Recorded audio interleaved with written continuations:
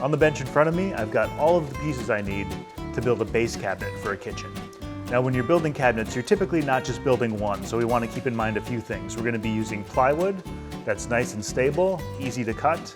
We're going to be hiding the edges of the plywood in the front with some hardwood edge banding.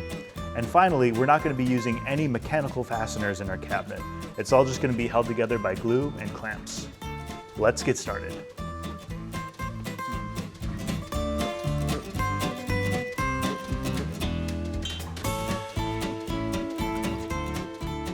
So Bob, we're going to be gluing up our base cabinet today, and I think you might have brought some glue with you.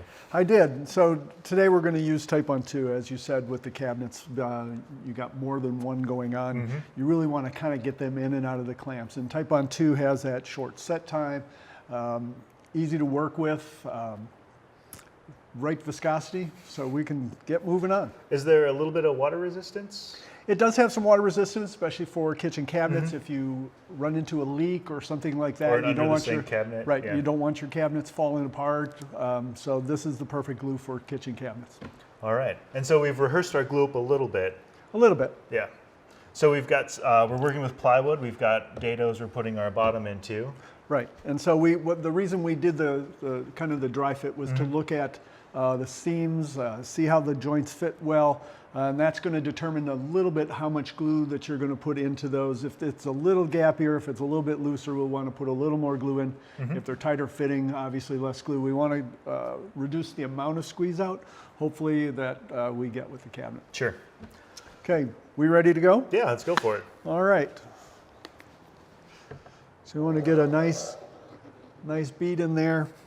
And then we want to make sure that all of the joints, remember, plywood is always going to be half end grain. So we want to make sure that we get that nice and wetted out with the adhesive so that we get some good bonding on these surfaces. And we want to keep the squeeze out from getting too far on there, and a little bit more in this corner.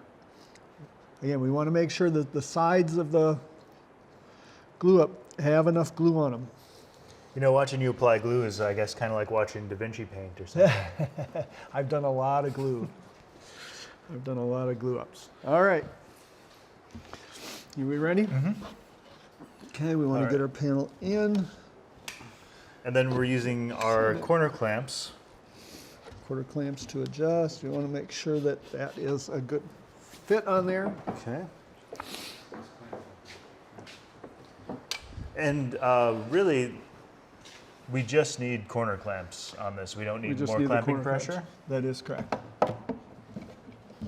There, good. I think you want to grab those? You're the gluing expert. Yeah, clamps are not always I think it had twisted around is what the problem was.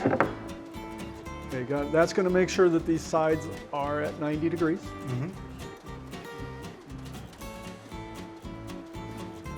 So we've got that. Okay, we can set that off to the side.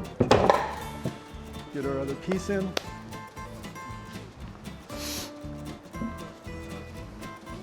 Do you want to give it a try, or? I'll give it a try. All right, great.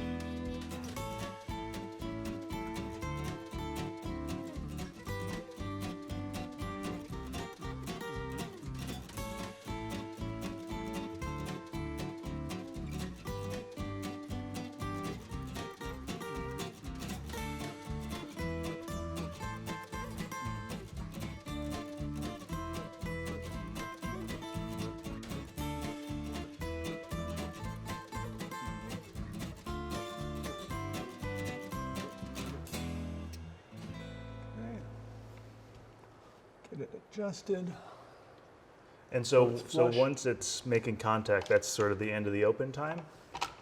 That's the end of the open time. Then we have the total assembly time, which we need to then get the clamps on within the next 5 to 10 more minutes. So for a total of about 10 to 15 minutes to get it total. Yeah, when you have help, it tends to go a lot faster.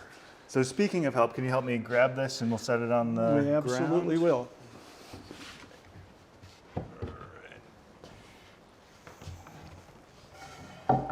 Okay. Got it? Yep. And these clamps really do help hold that together Perfect. in the right position. All right. And what we want to do is we want to take a look, see if we're bowing out any. If you have any movement, the glue will fill enough of the gap to see if maybe we need a clamp in there. Looks like we're good. Yeah, we've got some nice straight plywood. So we'll let this cure up in a clamp for... Good 30 minutes. Then we can at least take them out of the clamp, set it aside to let it dry overnight and cure up hard, and then we can start working on that. Now the face clamp or the facing, you can start putting that on right away. Awesome. Okay. Thanks, Bob. Appreciate it. So we've let our cabinet cure in the clamps for about 30 minutes. Time to take off the clamps. Yep. Set those back there. So now we're going to hide the edges of our plywood with our hardwood edge banding. You can see we've got our thin strips cut here. There's actually a little bit of burnishing on this side, so we're going to make sure to have the non-burnished edge going against the plywood carcass. But clamping on edge banding is a little bit tricky, but it looks like you've got some good clamps here for us. Yeah, Bessie Tools offers a couple of really good options for clamping. One is this KF series that has spring-loaded lobes that grip the workpiece and automatically apply pressure to the worktop once you start forcing down the edging. And then my favorite is the EKT 55, because once you have the first piece in, if you're doing a large, say, dining room table that you're edging, you would be holding your piece in if it's sitting horizontal. Once it's set up, then you're able to work 2 clamps, 1 in each hand. So it's great for production. So it looks like actually the pressure doesn't engage until those Yeah, well, we'll pads just come in? demonstrate again. The nice feature of this clamp is that first, as you turn the handle, the arms move in to grab the workpiece, and then once there's pressure, the clamp senses that, and then it starts to feed the central screw forward. Wow, that's some engineering right there. That's pretty cool. So we'll glue on our 2 edges. We've got to let that glue set for about 30 minutes, and then we'll come back and do the top and bottom, and we'll have a nice looking cabinet. You betcha.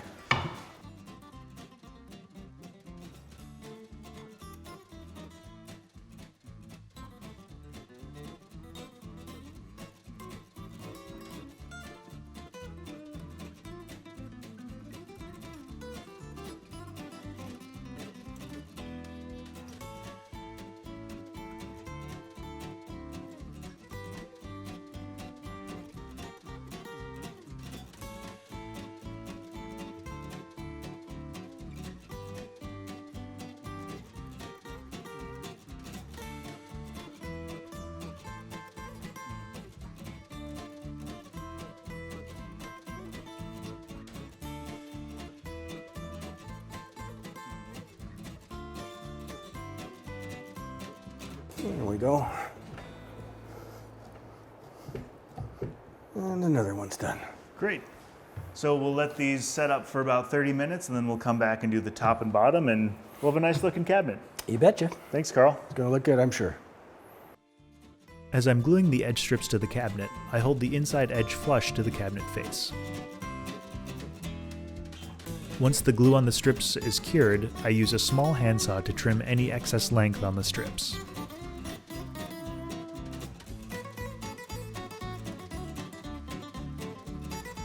Then I use a flush cutting bit and a router to carefully work around the exterior of the cabinet, flushing the strips to the cabinet sides. Depending on the overhang on the strips, you may need to do this in more than one pass.